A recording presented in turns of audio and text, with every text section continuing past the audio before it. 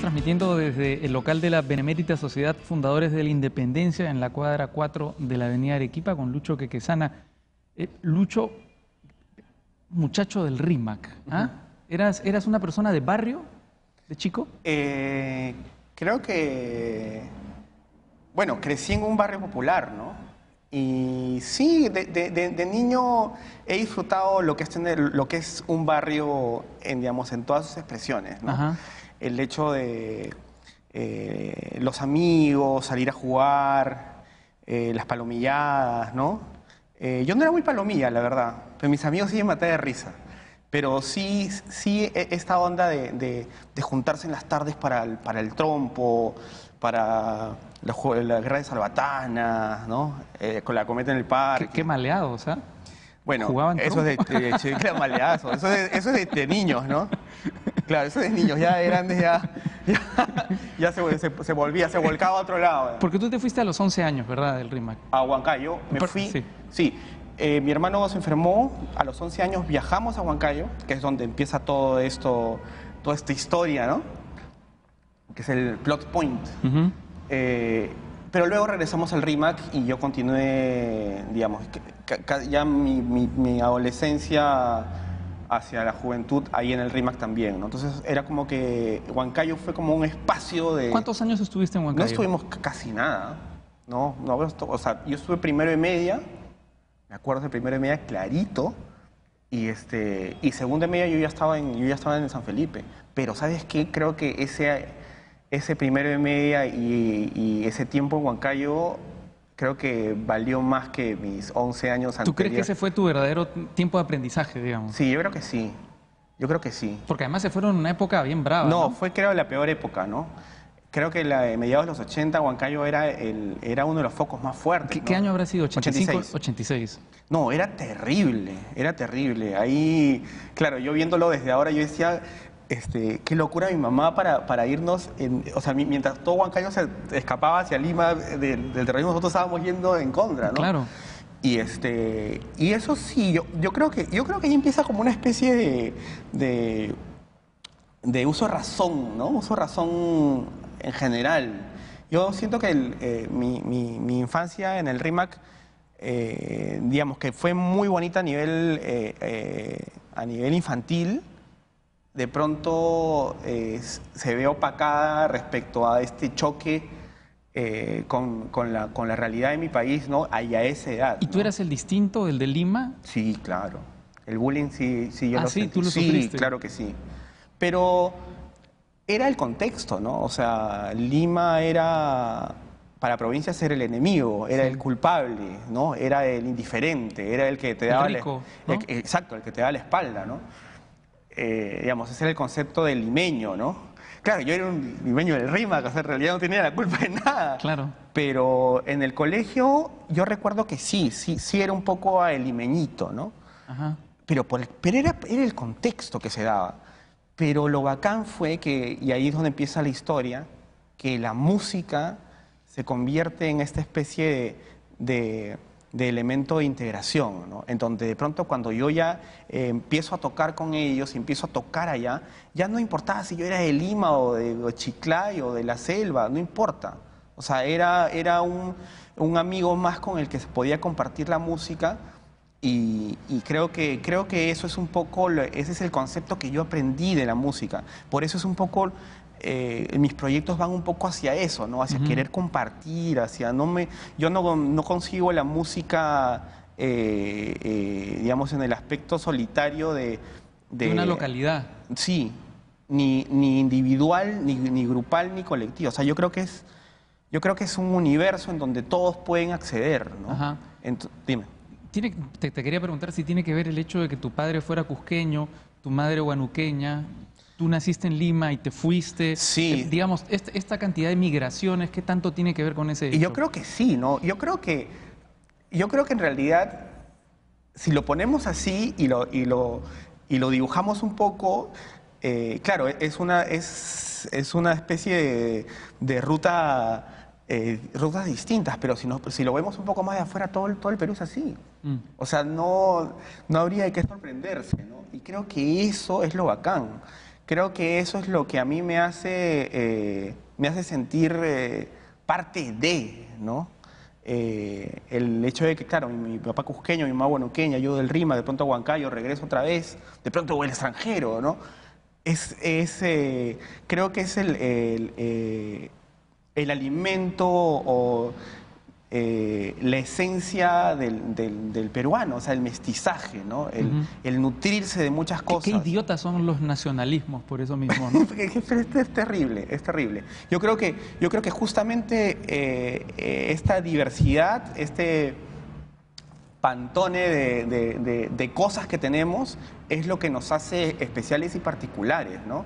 Y lo mismo en la música y en las expresiones artísticas en general, ¿no? Y esos años ahí en Huancayo, ¿qué viste? ¿Qué descubriste? ¿Descubriste la violencia, por ejemplo?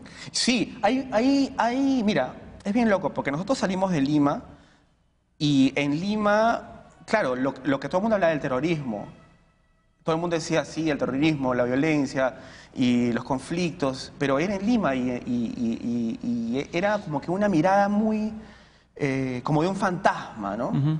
Entonces de pronto llego a Huancayo, llegamos con mi familia, si había luz era Una excepción. una excepción, porque la hidroeléctrica del Mantaro estaba ahí nomás y la volaban a cada rato. Los asesinatos a alcaldes eran cosa semanal. Y recuerdo hay una imagen que yo tengo muy marcada, que es una anécdota con mi hermano que tengo, que es bien loca, porque nosotros íbamos a jugar a Torre Torre, que es unos cerros que están a la espalda del Cerrito de la Libertad en Huancayo, que esos eran nuestros juegos en realidad, que me parecían muy bacán también, ¿no?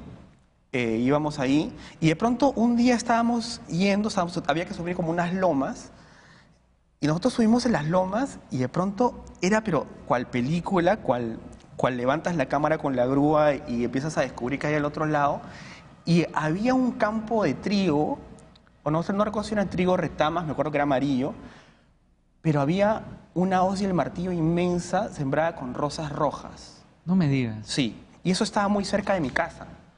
Entonces era como que, o sea, el impacto era alucinante, porque eran dos sensaciones, ¿no? Porque la imagen era una pintura, o sea, estéticamente era hermoso, Ajá. Pero simbólicamente era brutal. Y eso no estaba muy lejos de mi casa, porque íbamos caminando por ahí. Entonces ahí es donde creo, sumado a lo que te he contado, creo que es esa sensación de están aquí y lo estamos viviendo, ¿no? ¿Hubo algún desaparecido entre tus amigos de esa época? En los de mi colegio, mira, yo hace 2 años estuve en Huancayo y me encontré con uno de los amigos de mi colegio. Y empecé a preguntarle sobre, oye, ¿qué fue tal, no? ¿Dónde están? ¿Dónde están? O sea, hay que juntarnos, ¿no? Los quiero ver, ¿no? Y este chico me contó que algunos ya no estaban, obviamente, ¿no? Ujú. Y que no me dio mayores detalles, pero que, digamos que habían pasado por algunas cosas difíciles en esa época y que ya no estaban ahora. Entonces, ¿Te dio a entender a que mí no quizá me tocó. algunos se habían unido a Sendero Luminoso también? No lo sé, o que podían haber muerto dentro de la violencia, ¿no? Ujú. En realidad no me lo quiso contar directamente, me lo dejó así como un libro, como un final abierto, pero sin embargo no me extrañaría ninguno de los dos casos por lo que vivíamos en esa época, ¿no? Ujú. La música fue un mecanismo para comunicarte entonces, casi una urgencia. Sí, que llegó sin esperarlo también. O sea, en el salón, para mí era, claro, yo soy limeño, como que todo el mundo te mira medio raro. Encima, yo hasta esa edad, yo no tocaba ni un instrumento y yo pensaba que era completamente negado para la música. Ah, Entonces, yo tenía eso en la cabeza. Entonces yo decía, soy limeño y encima no toco nada porque ellos sí tocan. Entonces era como que ya fui, ¿no? O sea, esto ya perdí por todos lados, ¿no? Sin embargo, creo que el contacto con los instrumentos fueron los candados que ¿Qué fue abrieron. lo primero que tocaste? La ¿Recuerdas? zampoña. La zampoña fue La lo primero zampoña que tocaste. fue el primer instrumento que toqué. un instrumento al cual yo le tenía miedo, porque yo le tenía miedo a todos los instrumentos. A mí me pasó algo de chibolo. Yo llevo unas clases de flauta dulce de 5 años, esas que te meten, pues, ¿no? Entonces, era pésimo, la profesora era malísima. Entonces yo dije, ya, o sea, no me sale, la música no es para mí, soy completamente negado, la música ya fue. Entonces, de pronto, a los instrumentos era como que yo les tenía un poco de temor, ¿no? Entonces me hago una zampoña y yo decía, bueno, y esto es un instrumento, no la voy a poder hacer, no me voy a integrar. Sin embargo, creo que la idea, no sé si urgencia, pero creo que el hecho de ver a más gente que lo hacía me hizo intentarlo. Ajá. Y el simple hecho de intentarlo, me salieron 5 notas, el cual... Imagínate un chiquillo de 11 años que piensa que no puede tocar y que de pronto puede sacar una melodía de su boca. O sea, es el Big Bang, ¿no? A esa edad más todavía. Entonces, a partir de ahí, pim, pim, pim, pim, todos los días tocando, tocando. Y Huancayo es una ciudad muy rica en el folclore. O sea, hay festividades que creo que todo el año, ¿no? Ajá. Entonces, claro, está la fiesta pues de Sicaya, de Chupaca, ¿no? Los Santiagos, digamos, un festín, ¿no? Entonces, eso también me alimentaba de una manera alucinante, ¿no? Entonces, a esa edad para mí era, a veces lo digo como en tono de broma, pero para mí era como mi Disney World, ¿no?